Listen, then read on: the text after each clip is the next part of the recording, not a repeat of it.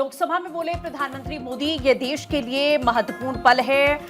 तथ्यों और तर्कों से सदन को जानकारी देंगे। 25 से 30 साल पहले इसकी जरूरत महसूस हुई थी, न्याय आयाम जोड़ने का अवसर मिला। तो आप देखिए कि आधी आबादी के अधिकार के लिए प्रधानमंत्री ने कल अपनी बात रखी और बिल का जिक्र करते हुए साफ कहा कि इस बिल का विपक्ष ने पहले विरोध नहीं किया। महिला अधिकार के विरोध पर देश ने माफ नहीं किया, ये लोकतंत्र के पक्ष में नहीं जाएगा। 2024 में सब महिला आरक्षण के साथ थे, सब साथ रहे तो किसी एक दल को फायदा नहीं मिला। खुद को डर, इसीलिए संसद में विरोध। तो विपक्ष पर कहीं ना कहीं निशाना साधते हुए प्रधानमंत्री नजर आए। देखिए 2024 में जब ये बिल पेश किया गया था तो आपने देखा कि कैसे सभी विपक्षी दल एक साथ एकजुट यहां खड़े हुए नजर आ रहे थे, लेकिन प्रधानमंत्री की तरफ से अपना वक्तव्य देते हुए कल इन तमाम बातों का जिक्र यहां किया गया। यहां तक कि ब्लैंक चेक देने की बात यहां पर कही गई है। तो देखिए पीएम ने यह भी कहा कि हम भ्रम में ना रहें, कि हम उस अहंकार में ना रहें कि हम देश की नारी शक्ति को कुछ दे रहे हैं। उनका ये अधिकार है, हमने दशकों से उसे रोका है। आज प्रायश्चित करके उस पाप से मुक्ति का अवसर है। इसका भी जिक्र पीएम करते हैं, सुनिए क्या कुछ कहा। आदरणीय अध्यक्ष जी,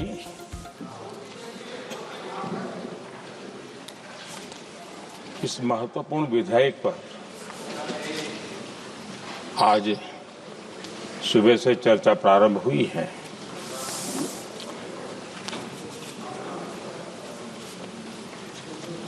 काफी साथी यहां से भी जिन मुद्दों को स्पर्श किया गया है उसको तथ्य से और तर्क से सदन को जरूर जानकारी देंगे और इसलिए मैं उन विषयों में जाना नहीं चाहता। आदरणीय अध्यक्ष जी, राष्ट्र के जीवन में कुछ महत्वपूर्ण पल आते हैं और उस समय की समाज की मनस्थिति और नेतृत्व की क्षमता उस पल को कैप्चर करके एक राष्ट्र की अमानत बना देती है, एक मजबूत धरोहर तैयार कर देती है। मैं समझता हूं कि भारत के संसदीय लोकतंत्र के इतिहास में ये वैसे ही पल है। आवश्यकता तो ये थी कि 25-30 साल पहले जब से विचार सामने आया, आवश्यकता महसूस हुई, हम इसको लागू कर देते और हम आज उसको काफी परिपक्वता तक पहुंचा देते हैं और आवश्यकता के अनुसार उसमें समय समय पर सुधार भी होते हैं और यही तो लोकतंत्र की ब्यूटी होती है। हमारी मदर ऑफ डेमोक्रेसी है, हमारी हजारों साल की लोकतंत्र की एक विकास यात्रा रही है और उस विकास यात्रा में एक नया आयाम जोड़ने का एक शुभ अवसर सदन के हम सभी साथियों को मिला है और मैंने प्रारंभ में कहा है कि हम सब भाग्यवान हैं कि हमें ऐसे महत्वपूर्ण और देश की आधी आबादी को इस राष्ट्र निर्माण की नीति निर्धारण प्रक्रिया में हिस्सेदार बनाने का सौभाग्य मिल रहा है।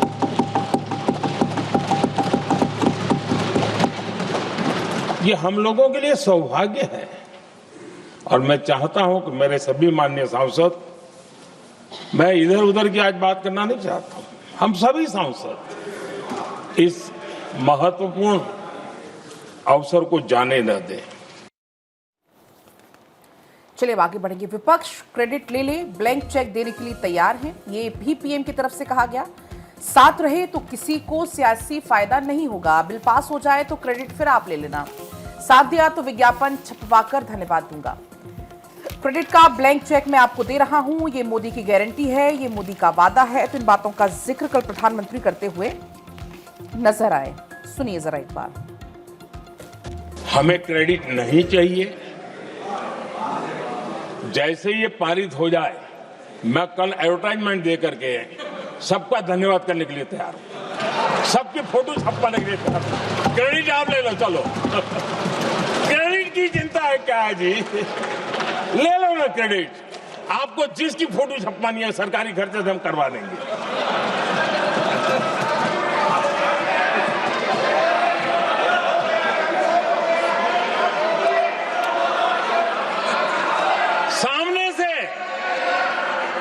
सामने से क्रेडिट का ब्लैंक चेक आपको दे रहा हूं।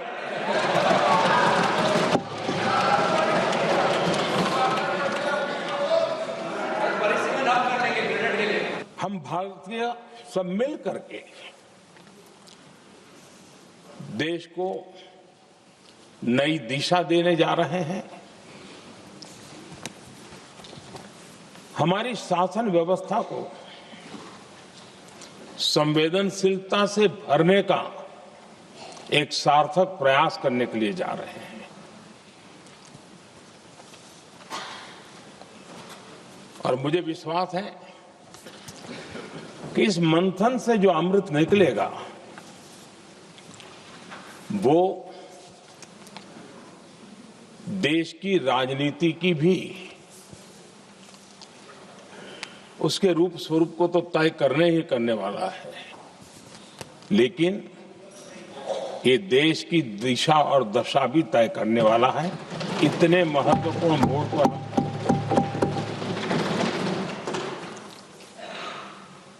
आदरणीय अध्यक्ष जी, 21वीं सदी में भारत एक नए आत्मविश्वास के साथ आगे बढ़ रहा है। विश्व में भी आज भारत की स्वीकृति हम सब महसूस कर रहे हैं और ये हम सबके लिए गौरव का पल है। एक समय हमारे पास आया है और इस समय को हमने एक विकसित भारत के संकल्प के साथ जोड़ा है। और मैं पक्का मानता हूं कि विकसित भारत का मतलब केवल उत्तम प्रकार के रेल, रास्ते, इंफ्रास्ट्रक्चर या कुछ आर्थिक प्रगति के आंकड़े सिर्फ इतने से ही विकसित भारत की सीमित कल्पना वाले हम लोग नहीं हैं।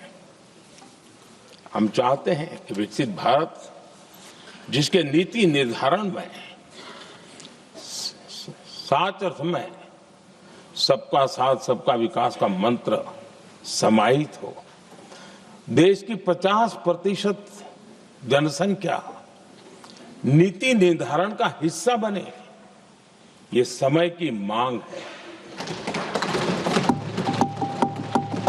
हम पहले ही देरी कर चुके हैं।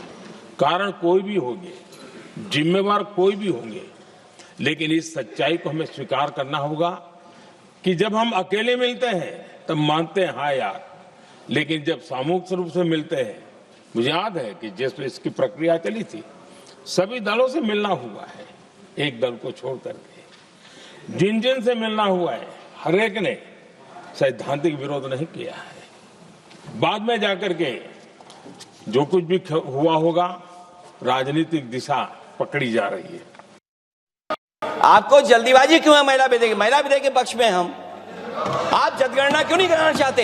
ये अध्यक्ष महोदय, आप सेंसस ये इसलिए नहीं करना चाहते हैं कि जैसे ही जनगणना होगी हम सब लोग जाति गणना मांगेंगे, जाति गणना होगी तो हम आरक्षण मांगेंगे, इसीलिए आप लोग धोखा दे करके आना चाहते हैं। महिला आरक्षण को लॉजिकल एंड ले जाने के लिए ये 2 कानून जरूरी है, इसलिए 2 कानून साथ में लाए गए। एक प्रकार से संविधान संशोधन होने के बाद जो जरूरियात उत्पन्न होती है उसी में से ये 2 कानून लाने का सोचा गया है। जहां तक उनका सवाल है कि बिल पारित करने में मत का विभाजन अलग अलग होता है, तो अभी हम चर्चा एक साथ में करें क्योंकि एक कुल मिलाकर एट लेंथ में देखें तो एक ही विषय पर चर्चा होना है। जब आप बिल पारित करोगे तो स्वाभाविक रूप से तीनों संविधान संशोधन में अलग डिवीजन होगा और बिलों की डिवीजन की जरूरत पड़ी तो भी वो अलग होगा। सर, अभी हमने कानून मंत्री अर्जुन मेघवाल जी की बात सुनी और कहीं उनके बातों से लग रहा था कि शायद पहली बार सदन के अंदर महिला आरक्षण पे चर्चा हो रही है। आज ही हर्ष का दिन है, आज ही उल्लास का दिन है, आज ही पारित हो रहा है, पहली बार हो रहा है, ऐतिहासिक हो रहा है, ऐसा उन्होंने एक ढांचा बनाने की कोशिश की। लेकिन आज से ही 3 साल पहले तब आदरणीय गृह मंत्री जी उस समय भी ऐसी ही बातें उन्होंने की और अगर आप दोनों के वक्तव्यों को सुनेंगे तो मुझे लगता है कि 90% आदरणीय गृह मंत्री जी ने उस समय जो कहा वही आज कानून मंत्री जी ने पढ़ के हमको दोबारा सुनाया। At least a half a dozen times the bill was introduced, and on one pretext or the other, especially parties who are now in the opposition, delayed, disrupted, and ensured that the bill does not see the light of day. Leaders from Samajwadi Party and the RJD tore up the bill in this house and said this women reservation bill will pass only over my dead body. The country remembers this kind of emphatic opposition that they gave to the women reservation bill at that time. ये अटके रहा था, 30 साल के लिए अटके रहा था। आज नारी शक्ति वंदन अधिनियम जो पारित हुआ है वो सिर्फ और सिर्फ भारतीय जनता पार्टी और नरेंद्र मोदी जी के कारण से वो पारित हो चुका है। और इधर लोकसभा में गृह मंत्री अमित शाह का भी संबोधन। बिल से किसी भी राज्य का नुकसान नहीं, बिल को लेकर भ्रम फैलाया जा रहा। परिसीमन से किसी राज्य को नुकसान नहीं, किसी राज्य की जनता की शक्ति नहीं कम होगी। दक्षिण के राज्यों को नुकसान का भ्रम है। तेलंगाना की सीटें 17 से बढ़कर 26 हो जाएंगी, कर्नाटक की सीटें 28 से बढ़कर 42 हो जाएंगी, तमिलनाडु की सीटें 39 से बढ़कर 59 हो जाएंगी। इन तमाम बातों का जिक्र गृह मंत्री अमित शाह करते नजर आए। सभी राज्यों की शक्ति बढ़ रही है, कम नहीं हो रही है। डिलिमिटेशन के बाद दक्षिण भारत 195 सांसद आएंगे, 129 की जगह 195 सांसद दक्षिण भारत से आएंगे। मोदी जी के नेतृत्व में जाति जनगणना का फैसला सत्ता नागरिक के वोट और दिमाग से तय होती है। इमरजेंसी के समय लोकतंत्र खत्म करने की कोशिश हुई। तो इन तमाम बातों का जिक्र लोकसभा में गृह मंत्री अमित शाह ने किया। अमित शाह ने कहा कि परिसीमन पहले से मौजूद कानून के मुताबिक होगा, इसमें एक कॉमा एक फुल स्टॉप तक नहीं बदला गया है। परिसीमन प्रक्रिया निष्पक्ष होगी, अभी चल रहे चुनाव पर कोई असर नहीं होगा। जाति जनगणना का फैसला मोदी कैबिनेट ने किया, अभी हो रही जनगणना जाति जनगणना के आधार पर हो रही है, इस पर भ्रांति नहीं फैलानी चाहिए। और आंकड़ों का भी यहां पर जिक्र किया गया अमित शाह की तरफ से कि दक्षिण के 5 राज्यों की सीट 129 से बढ़कर 195 हो जाएंगी। इसका जिक्र भी अमित शाह करते हुए नजर आते हैं।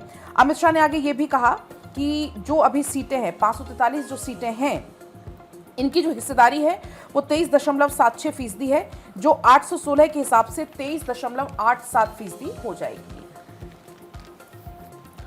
तो वहीं लोकसभा में बोले असदुद्दीन ओवैसी, परिसीमन से दक्षिण राज्यों पर असर पड़ेगा, उत्तर का वर्चस्व बढ़ेगा। एआईएमआईएम प्रमुख और सांसद असदुद्दीन ओवैसी ने कहा कि अगर ये तीनों बिल कानून बनते हैं तो इस सदन में विपक्ष की आवाज लगभग खत्म हो जाएगी।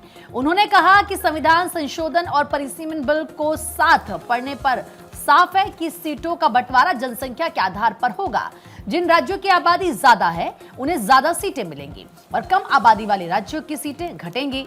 परिसीमन हर 10 साल में नहीं होगा और ना ही ये नियमित जनगणना के आधार पर होगा, बल्कि सरकार तय करेगी कि कब परिसीमन किया जाए। सुनिए। I oppose this introduction of this constitutional amendment bill because it violates the parliamentary form of democracy and federalism, which are both parts of basic structure of the constitution, sir. Sir, this is not about the one reservation. The main goal is to make South rule and other areas ruler and completely erase the representation of OBCs and Muslims from the elected legislature. Sir, federalism is the basic structure of the constitution. By removing the delimitation freeze, It gives more seats and power to larger population while denying a fair voice to smaller population. This again is a violation of federalism, which is part of basic structure, sir. Sir, the Hindi heartland has 38.1%. It will increase to 43.1%. Southern states will decrease from 24 to 20%. Sir, why I say it is complete destruction of federalism? It also curtails parliamentary democracy. Parliament democracy has to be representative of, if a voter in Telangana